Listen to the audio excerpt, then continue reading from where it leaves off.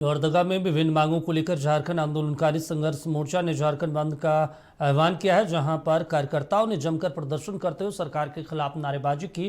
तो वहीं लोहरदगा रांची मुख्य पथ के सड़क जाम कर आवागमन को भी बाधित कर दिया, जिसकी वजह से सड़क के दोनों ओर वाहनों की लंबी कतारें लग गई। मौके पर मोर्चा के जिला अध्यक्ष रामानंदन साहू ने कहा कि झारखंड आंदोलनकारियों के चिन्हीकरण में जेल की बाध्यता को समाप्त करने, झारखंड आंदोलनकारी को मान सम्मान और अलग पहचान देते हुए नौकरी में सीधे नियुक्ति मिले।